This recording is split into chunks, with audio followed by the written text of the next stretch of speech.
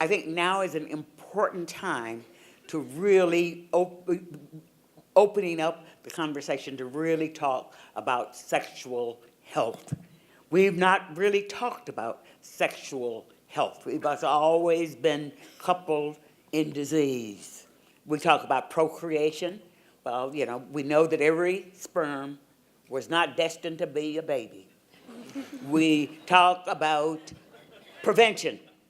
And we know we all want to have a sexually healthy life.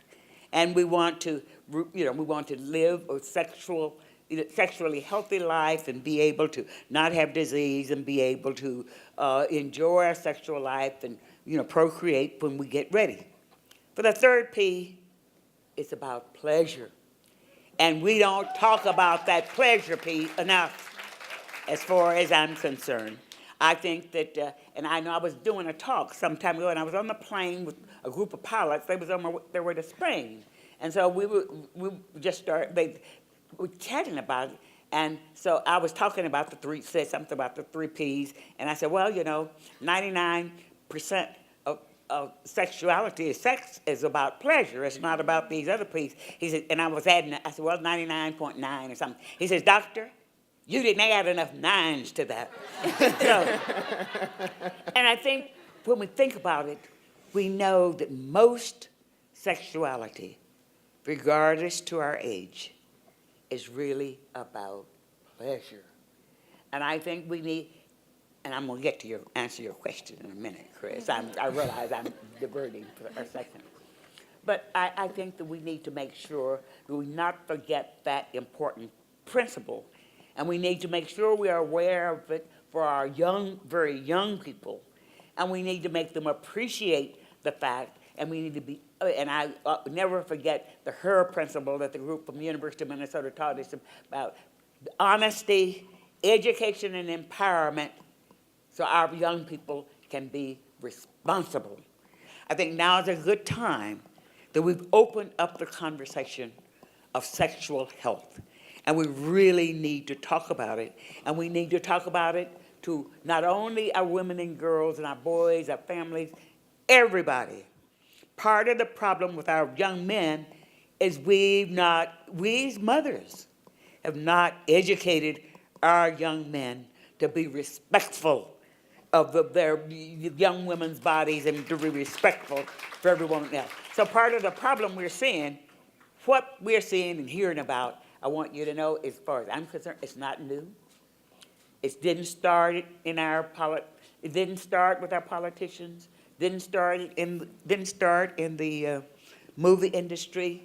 It didn't start at the top echelon. It goes on throughout all of our society.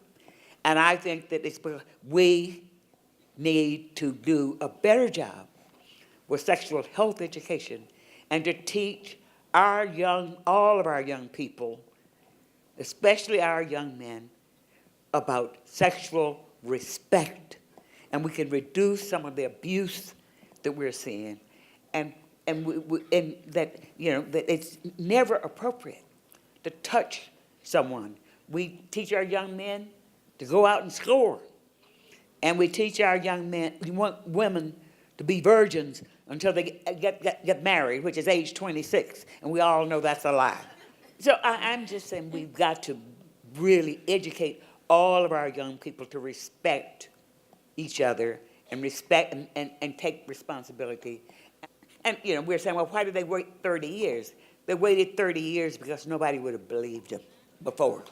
So I think we really have to make it open and honest so we can really talk about it. So I think that we should take this opportunity to really talk about healthy sexuality as much as we can. Take every opportunity we get. And I don't think we need to go out blaming this group, that group, or the other group. Our whole society needs to take responsibility for it and do everything we can so that we don't have another generation of the same thing. This didn't start with this generation. It didn't start last week. And it's not going to stop until we stand up. I felt very strongly about abortion rights. I felt it was a decision between a woman, her significant other, her doctor, and her God. And I didn't feel that I had met anybody in Washington that knew enough, who loved enough, and was good enough to make that decision for anybody else. I think I think we've made lots of progress. I would be very remiss if I said that we've not made any progress since I was there. You've made lots of progress. You've accomplished much. And I think that you've developed some of the sex education study guides and booklets that we need to put out, and that many schools are trying to use them. But I think that what we need to do is make sure we keep sticking to our principles, sticking to what we believe in, and never back down. But we have children out there who've not had the opportunity of, they say parents only, let parents do it, who have the opportunity of being the kind of parent you are. We have many children out there who've not had the opportunity of growing up in the kind of community and home that you live in.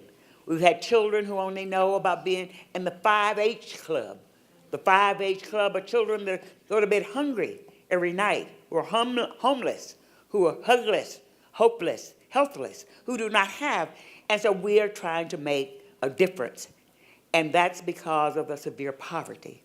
The greatest cause of poverty is children becoming parents before they become adults. And we've made much, much progress in that area. And it's because of you that we reduced teenage pregnancy more than 59%. And I want you to know, I am thrilled about that. I'm pleased you've made lots of progress. I don't feel, just because you don't get an answer and they haven't responded today, just keep on sticking to the principles you believe in, pushing for what you think is right. And, and you say, you don't have to tell them they're stupid. After a while, they'll realize that. So, just keep pushing. Dr. Elders, I'm going to put you on the spot for a second. I want you to look out into this crowd and tell me, do you see anything different than you have seen in all of the sexuality conferences that you go across the country over these last 23 years and spoke at? Do you see anything different? Well, I think one of the things that he said, this is certainly seeing primarily women is not different. The other thing is that I see that's different is I see there are more people that look like me. Yes.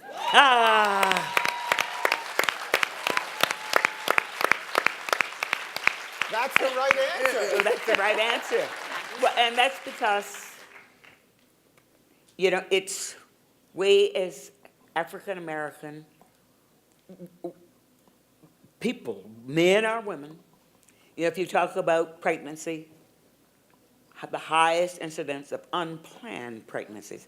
I feel that I want everybody to have as many children as they want, but I want them to have them when they want to have them and not have unplanned children. So we have a highest incidence of unplanned pregnancies all over. We have the highest incidence. We talk about HIV/AIDS. Who has the highest incidence? Young black men. Right. So it's just many times higher than anybody else.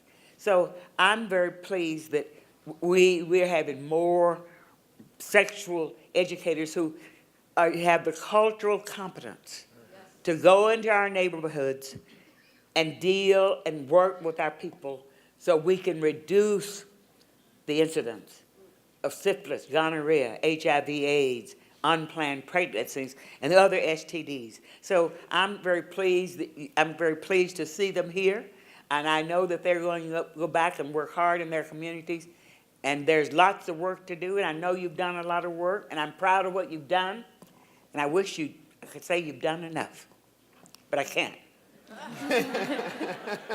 You've never done enough until there's nothing else left to do.